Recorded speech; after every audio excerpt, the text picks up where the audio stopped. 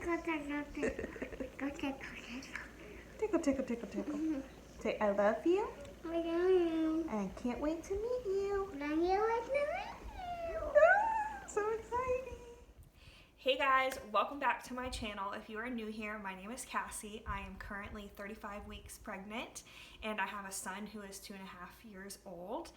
The last time I filled you guys in on my pregnancy, I was 28 weeks, and honestly, I thought that was probably gonna be my last update until we had the baby. We had just had our final ultrasound. Everything had been going super smooth, really uneventful during this pregnancy, and that all changed this past week. So I'm gonna fill you in, starting with why it's been a while since I've done an update. So probably at 29, 30 weeks, that is first when my son stopped going to school because it was summer break. And so I've really been trying to focus on time with him before the baby comes. I'll get emotional. It's just the two of us for these next couple weeks. And so that was my big focus. And then I don't know if it's just because I was used to him going to school a couple days a week or what, and with the pregnancy, I was exhausted. I could sleep for 10 hours at night and nap when he naps for 3 hours, 4 hours in the afternoon, and I was still exhausted. And I just felt like I needed that nap. I needed to take advantage of being able to sleep while I could, and so that's what I did. So that really hit, and that's why I haven't filmed anything. I've had some people reach out or ask me, some friends, oh, why haven't you been doing your videos? We love them. So that's why I was exhausted, which has actually kind of changed now. So maybe that's a sign labor's coming. I've been more energized and nesting a little bit. As far as other symptoms I've had these past few weeks, I've had, I said, my acid had gone away, I think, in my last update, or wasn't as prevalent. Well, it's come back with vengeance, and it's been so bad that it makes me nauseous, and all dry heave and stuff like I did in the first trimester. And it's not, the nausea isn't constant, but the acid is pretty constant, and so it's just been really bad. And I had been probably taking the max dose of Tums every day, which may have led to the big event that I'm going to talk about. One of the other main things that I had going on was just a ton of Braxton Hicks contractions, which I know are totally normal. I'm getting towards the end, but it just felt like they're constant and just uncomfortable. It tightens, and then I feel like the baby's butt and the feet are just right in my ribs, and I'm uncomfortable all the time. And I don't really remember feeling like that with Charlie. I just he came 8 days early. I was surprised, it was all good. I wasn't really ready for him to come. We were prepared, but with this one, I'm oh, it's so hot. It's the heat of summer. It's been 100 degrees, and I just feel like I'm bigger, and I'm kind of ready for this baby to be here. I also have, besides having Braxton Hicks contractions, started having smaller contractions that feel almost like period cramps a little bit. Sometimes I thinking, oh, I'm having period cramps. I'm wait, no, I'm pregnant.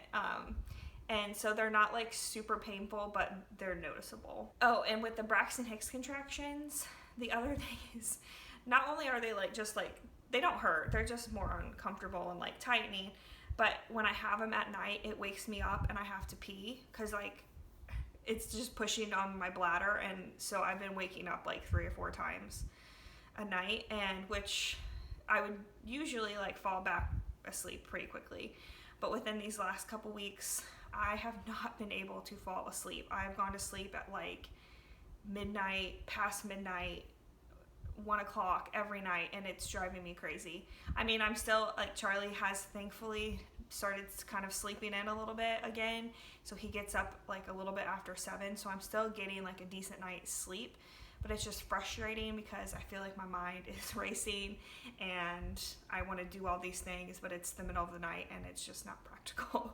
So those are the major symptoms and things that I've had these past couple weeks. Since my last update, I also had 2 baby sprinkles thrown by some really amazing friends that were absolutely beautiful. I will put some pictures here for you to see.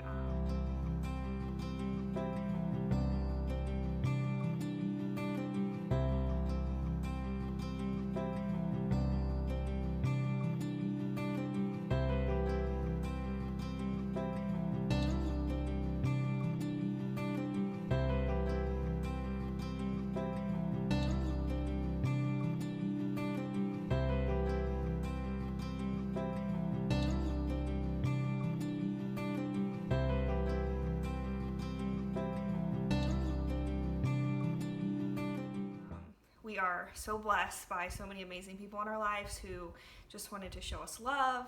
And because we don't know what we're having, since we don't know what we're having, we got so many diapers and wipes, like it's incredible. I think I counted them and we have like 30 packs of wipes and like almost 1,000 diapers to get us started, and that is amazing, and we are so thankful. The other thing that we've done is we got everything down out of the attic, all our baby stuff. I've started washing clothes and like going through things and pulling out stuff that's more gender neutral that I can have just in case, and separating it from the boys' stuff. I have a friend who recently had a boy that I might give that stuff to if we end up having a girl, which I don't think we will. Then 2 major things. This is mostly why I wanted to do this update. So 2 major things. I started having really bad back pain, and it was really low, like back pain, like near my butt. And then like I would go to put my pants on, and if I would step on my right leg, like it felt so weak. And then I also have had like really bad like shoulder pain, where it feels like my shoulder is just like stuck and I can't get it unstuck, and it's just uncomfortable all the time. And so I started going to the chiropractor, which I did with Charlie, and I really honestly think that helped my birth and for it to go quicker. And so I started seeing her once a week, and that's been going really well, and that's been helping a lot. So I highly recommend finding a chiropractor who is familiar with people with pregnancy, who works on pregnant women, because it can be amazing for you. And it's really nice too, because obviously I can't lay on my stomach at this point, but when I go to her office, her special table thing allows me to lay flat on my stomach, and it's just a nice feeling because you never get to do that when you're pregnant. So that's been really good. And the major event that happened was this past Monday night. Charlie like randomly woke up at 12:30, and my husband went in to take care of him and had put him back down, and I got up to pee, of course, and I went to lay back down, and I was like, oh my gosh, like I was literally in so much pain, and I thought because of all my back issues that I was having a back spasm. And so Ted went and got me some ice. Like I was laying there, like literally I was like rolling around on the floor trying to just find like some sort of comfortable position. And I told him, I'm like, this hurts so badly. Like this is the intensity of labor, but it's in my back, and it's like kind of a little bit higher up, like it was my whole side, and I didn't feel any like tightening or cramping or anything like lower in my front. The pain kind of radiated a little bit to the front, but not really. And so I'm just like, what is going on? Like I thought it was a back spasm. And we tried for like probably a half an hour to see if I could get any relief, and I couldn't. And the pain was so intense it made me puke, and it was just horrific. Like I can't describe the pain. And so Ted was like, well, should I get an ambulance? I'm like, no, I mean, I don't think it's an emergency where I need to go in an ambulance, but I do think it would be a good idea to go to the hospital because this is like crazy, and I just want to make sure the baby's okay. And hopefully they can like help me with the pain. So as we're driving, like I had thrown up right before we left. We go to the hospital, and as we're driving there, like we get there and we pull into the ER, and they're like, no, you're pregnant. You got to go down to the OB side. And so we didn't know this, but they have like a special area for like emergency room OB patients. And so that's where we went. And by the time I got to the bed, I started feeling better. And I'm like, oh, I feel so silly. Like we just got here, and like the back spasm's over, you're like, crap, like I'm spending all this money now and I feel fine. So I felt better. We're telling the nurse everything. She's like, well, I really want you to pee in a cup and we'll test that and see if you have any blood in your urine and you might be having a kidney stone. And that had never even crossed my mind, even though my sisters had kidney stones. My dad literally has hundreds of kidney stones in his kidneys, but I've never had one. I've never had like many UTIs. Like I've never had really any of those kind of symptoms, so it never crossed my mind. And she was like, so I think it's either that or I think you're having some sort of back spasm and we'll get you like a muscle relaxer. So I do that, they test it, and I did have blood in my urine. And so she was like, you probably have a kidney stone. I'm like, well, that's weird because like I feel better now. And I had no concept of what a kidney stone really is like, other than I knew it's painful, but I didn't know that it like comes in waves, which is called renal colic, and I had no clue about that. And so we ended up having to bring Charlie with us to the emergency room.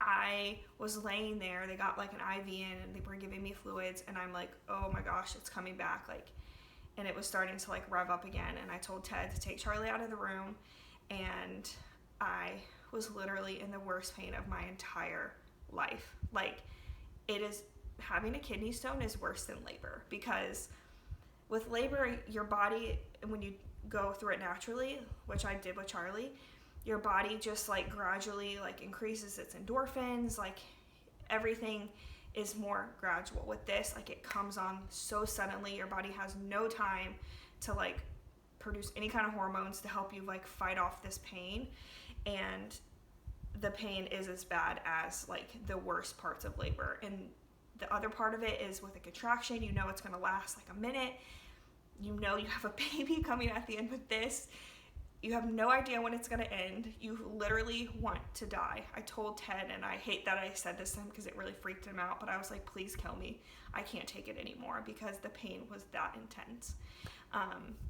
So anyways, so come to find out, I had an ultrasound. I had a kidney stone. They can't see it when it's passing, but when it's going from your kidney to your bladder, that's when it hurts. And so it's just like a jagged thing going through your ureter.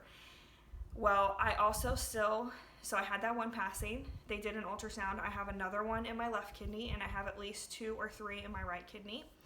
And so that's fun, because it's like sitting here knowing that you're like a ticking time bomb, and one of those could just like drop at any minute and you could go through that pain again. It's just terrifying.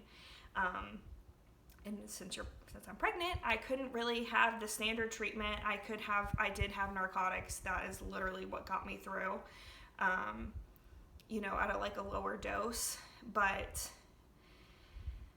it's scary knowing that there's more in there and they can't do anything right now. So not only do I have these kidney stones just sitting there waiting, I found out that I have a disease that apparently I've had since birth and doesn't typically show symptoms until you're in your like late 20s, 30s. And it's called medullary sponge kidney, MSK. And the doctors made it out like, oh, it's not that big of a deal. It just means like when you were born, your kidneys form differently and it makes you more susceptible to UTIs and kidney stones. But we're not going to worry about it. Like, our game plan is to have this baby. I'll be able to get a CT scan then at that point, which is not safe right now. And then they'll kind of go from there when they have better imaging and tell me more about it and like how to manage it and all these different things. Well, of course, like I go on the internet and start looking at like what this is. And it could be something where I am asymptomatic, so hopefully that is what will happen. But then there are also videos on YouTube of people who describe like how this has just completely affected their life in every single way, and they're in constant like chronic pain. So that's really, really kind of scary. So I've just been praying about it, and I know it's in God's hands. There's literally nothing I can do right now. I'm just trying to focus on having this baby. seeing if it's a boy or girl. We are so excited, and just going from there. So that is my major update, and why I wanted to fill you guys in on everything. I'm going to be filming some more videos now that I have a little bit more energy. I have some videos planned. I think my next one is going to be 10 baby names that we love but won't be using. We have pretty definitively decided on a boy's name. A girl's name is still up in the air, but I have 10 names that Ted and I, mostly names that I love that Ted has nixed and that we will not be using. So be looking for that, and I thank you all for your support, and I will see you next time. Bye, guys.